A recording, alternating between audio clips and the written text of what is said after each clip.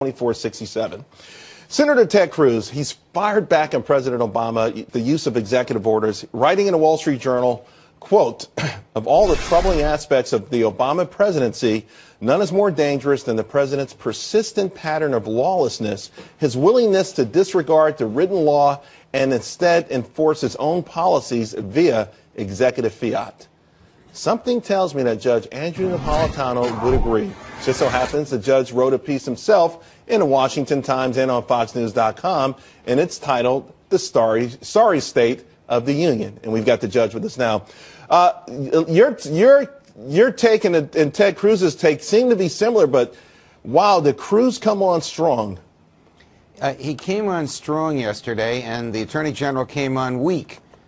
Because the questions that Senator Cruz put to the Attorney General basically are, hey, you know what, Mr. Attorney General, it's pretty basic. In our system, the Congress writes the laws, the courts interpret the laws, the president enforces the laws. They don't do each other's jobs. Now, I'll give you an example.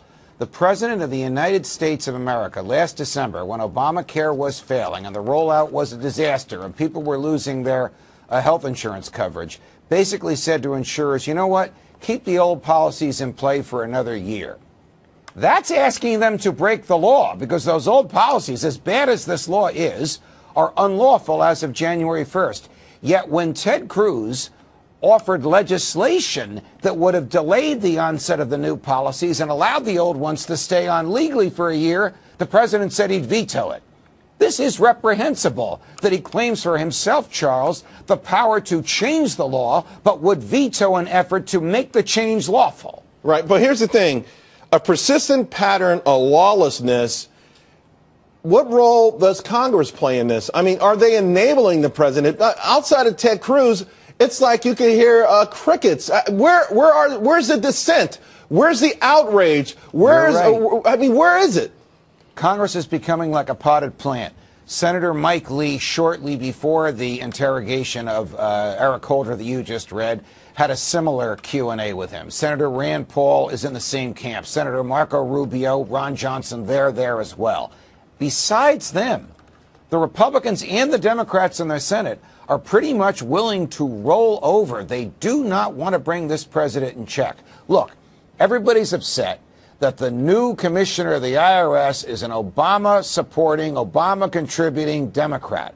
Well, why did the Senate permit this to happen? The IRS used to be and is supposed to be independent. Congress enables the president to do these things, whether it's George Bush or Barack Obama, and then when he does these things, it's Congress's fault for giving him the type of discretion that they give to modern-day presidents. The result of this is a president with the skillful use of executive orders, and this is what Ted Cruz was getting at, and I was attempting to get at in the pieces we wrote yesterday. A president can materially alter federal law by the manner in which he enforces it. He did that with immigration. He's probably going to do it with financial regulations. He's certainly doing it with Obamacare. Where does this conclude? What is the natural conclusion of this? I mean, it always feels like every time we have these discussions, we say ultimately it goes to the Supreme Court. But that's timely, and a lot of damage can be done between now and then. You know, it depends how deep he goes. He could get into I-word territory, which is impeachment. I don't think that will happen.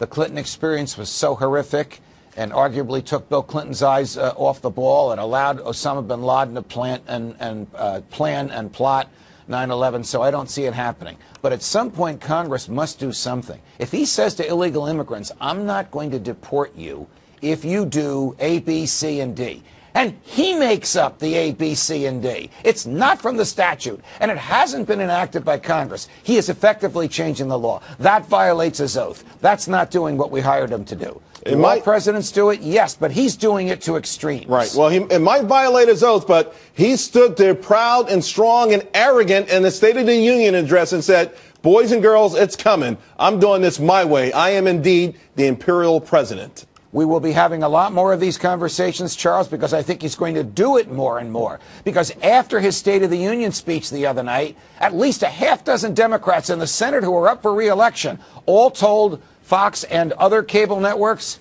I didn't want to hear that. Yeah. I don't want him in my state. He's not going to raise funds for or campaign for me, period. Yeah. Judge, thanks a lot. Hope you have a great time down in D.C. We'll see you back here real soon. Pleasure, guys. All the best.